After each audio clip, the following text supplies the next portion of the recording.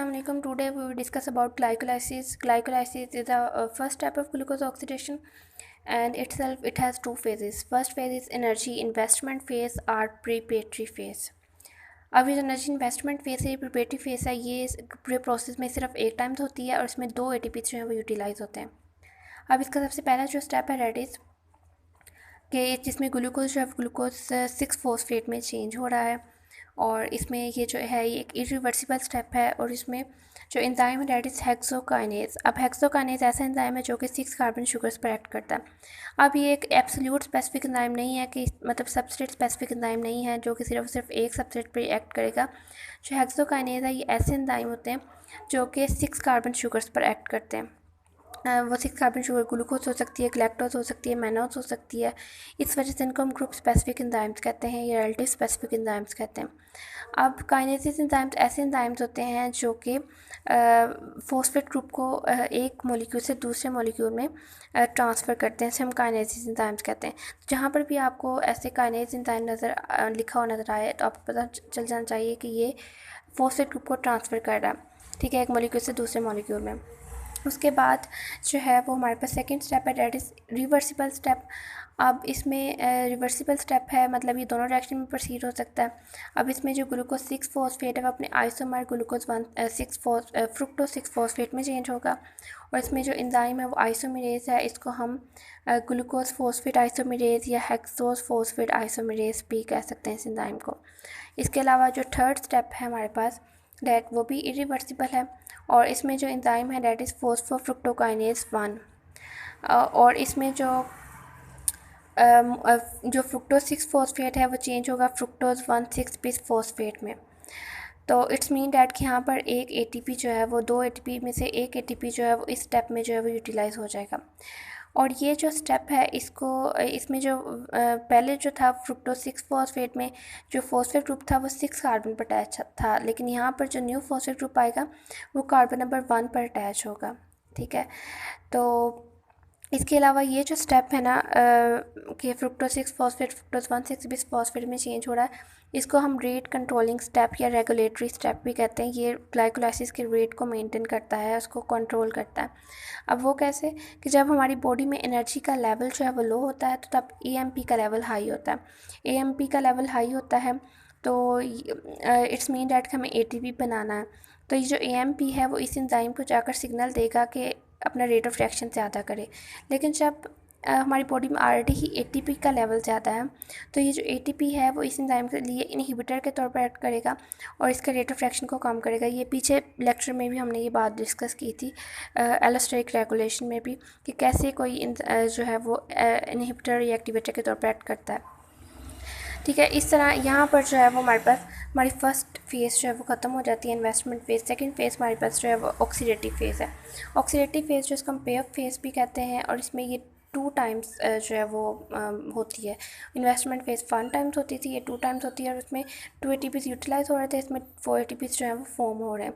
अब इसमें क्या होता है फ्रुक्टोज 1,6 बिस फॉस्फेट की स्प्लिटिंग होती है ग्लूकोज 3 ग्लाइसरॉल्डिहाइड 3-फॉस्फेट में और DHA डाइहाइड्रोक्सी एस्टोन फॉस्फेट में। ये और यहाँ पर जो एंजाइम है डैट इज़ एल्डोलेज, और ये स्टेप जो है वो रिवर्सिबल है। और इसमें जो ये दोनों हैं ये G3P ये दोनों 6 कार्बन से 3 कार्बन पर गया, ये दोनों आपस में आइसोमर्स हैं। तो इन दोनों को आइसोमर्स में कन्वर्ट होने के लिए जो एंजाइम है डैट इज़ आइसोमेरेज यानी ट्राईओज फॉस्फो आइसोमेरेज। उसके बाद अब जो ग्लाइसरॉल्डिहाइड 3-फॉस्फेट है ना वो ही मतलब ग्लाइकोलाइसिस में प्रोसीड होता है, DHA नहीं होता। इस वजह से DHA क्या होता है वो ग्लाइसरॉल्डिहाइड 3-फॉस्फेट में कन्वर्ट हो जाता है। इसी वजह से ऑक्सीडेटिव फेज़ को 2 दफ़ा होना पड़ता है। अब जो ग्लाइसरॉल्डिहाइड 3-फॉस्फेट है ना इसने नेक्स्ट स्टेप में 1,3 बिस फॉस्फोग्लिसरेट में कन्वर्ट होना है, मीन्स इसमें एक और फॉस्फेट ग्रुप ऐड होना है। पहले फॉस्फेट ग्रुप 3 कार्बन पर था, अब फर्स्ट कार्बन पर फॉस्फेट ग्रुप ऐड होना। तो यहाँ पर जो एंजाइम होगा वो डीहाइड्रोजनेज एंजाइम होगा। अब डीहाइड्रोजनेज एंजाइम ऐसे एंजाइम्स होते हैं जो कि ऑक्सीडेशन रिडक्शन रिएक्शंस को कैटलाइज करते हैं। ये क्या करते हैं, ये G3P पर एक्ट करेगा, उसमें से 2 हाइड्रोजन एटम्स को रिमूव करेगा और जो NAD पॉजिटिव है उसको NADH में चेंज कर देगा, ठीक है। लाइक यहाँ पर आप देख सकते हैं कि ये हमारे पास G3P है, ठीक है। G3P की ये स्ट्रक्चर है, इसमें 2 हाइड्रोजन एटम्स लगेंगे। ये 2 हाइड्रोजन एटम्स जो है ये transfer dehydrogenase enzymes Na positive को दे देंगे और Na पॉजिटिव आगे NADH में कन्वर्ट हो जाएगा और G3P इस तरह 1,3 bis फॉस्फोग्लिसरेट में कन्वर्ट हो जाएगा। अब इस एंजाइम्स को डिहाइड्रोजनेज एंजाइम्स हम इस वजह से कहते हैं क्योंकि इसमें जो है ये एंजाइम जो है वो हाइड्रोजन को G3P में से हाइड्रोजन को रिमूव कर रहा है, मीन्स कि इसकी डिहाइड्रोजनेशन हो रही है और रिमूवल ऑफ हाइड्रोजन को हम कहते हैं ऑक्सीडेशन भी कहते हैं। और ये इस वाले मॉलिक्यूल को मतलब इसको सॉरी Na पॉजिटिव को दे रहा है, इट्स मीन दैट इसकी रिडक्शन हो रही है। इस वजह से ये डिहाइड्रोजनेज एंजाइम्स जो है ये ऑक्सीडेशन रिडक्शन रिएक्शंस कैटलाइज करते हैं। ठीक है। अब 1,3 bis G3P 1,3 bis फॉस्फोग्लिसरेट में चेंज हो गया और ये यहाँ पर ATP की स्प्लिटिंग से ATP की स्प्लिटिंग नहीं हुई, यहाँ से बाहर से ना एक इनऑर्गेनिक फॉस्फेट सिंपली आया जो कि G3P में ऐड हुआ है और G3P आगे 1,3 bis फॉस्फोग्लिसरेट में कन्वर्ट हो गया। पहले जो था G3P में जो फॉस्फेट ग्रुप था वो 3 कार्बन पर था, लेकिन 1,3 bis फॉस्फेट में एक फॉस्फेट ग्रुप जो एडिशन बाहर से इनऑर्गेनिक फॉस्फेट आया 1 पोजीशन पर भी लग गया। ठीक है। यहाँ पे इनऑर्गेनिक फॉस्फेट का मॉलिक्यूल हमने यूज़ किया है जो कि कार्बन नंबर 1 पर लगाया जाकर G3P के।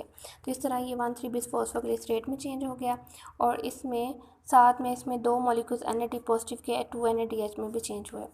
अब जो नेक्स्ट स्टेप है डैट इज़, अब ये जो 1,3 bis फॉस्फोग्लिसरेट पे जो हाई एनर्जी फॉस्फेट ग्रुप था ना कार्बन नंबर 1 पे पहले लगा था, अब इसने वहाँ से स्प्लिट होना है और जो वो फॉस्फेट ग्रुप ADP के पास चल जाएगा और ATP बन जाएगा।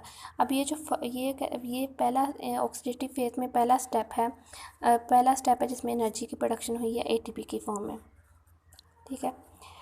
तो इसमें जो एंजाइम है डैट इज़ फॉस्फोग्लाइसरेट काइनेज, जिसने क्या करना है कि 1,3 bis फॉस्फोग्लिसरेट से एक फॉस्फेट ग्रुप मतलब एक्सट्रैक्ट करा के तो ADP से ATP बनेगा और ये जो 1,3 bis फॉस्फोग्लिसरेट है ये आगे चेंज हो जाएगा 3 फॉस्फोग्लिसरेट में। उससे पहले अब यहाँ पर एक ATP प्रोड्यूस हुआ है, इस स्टेप को हम सबस्ट्रेट लेवल फॉस्फोराइलेशन भी कहते हैं। इसकी डिटेल हम नेक्स्ट भी डिस्कस करेंगे कि सबस्ट्रेट लेवल फॉस्फोराइलेशन क्या होती है। बस अभी आपने यहाँ तक याद रखना है कि इसको हम सबस्ट्रेट लेवल फॉस्फोराइलेशन कहते हैं स्टेप को। ये फर्स्ट एनर्जी प्रोडक्शन स्टेप है और इसको हम सबस्ट्रेट लेवल फॉस्फोराइलेशन कहते हैं। ठीक है। अब 1,3 bis फॉस्फोग्लिसरेट 3 फॉस्फोग्लिसरेट में चेंज हुआ था। अब नेक्स्ट स्टेप में 3 फॉस्फोग्लिसरेट अपने आइसोमर 2 फॉस्फोग्लिसरेट में चेंज होगा, ये इसका आइसोमर है और इसमें जो एंजाइम है दैट इज़ फॉस्फोग्लाइसरेट म्यूटेज। अब ये 2 फॉस्फोग्लाइसरेट जो है ये चेंज हो जाएगा फॉस्फोइनोल पायरुवेट में और इस दौरान एक वाटर का मॉलिक्यूल जो है वो रिलीज़ होगा। ठीक है। वाटर का मॉलिक्यूल एक रिलीज़ होगा जो एंजाइम है दैट इज़ इनोलेज।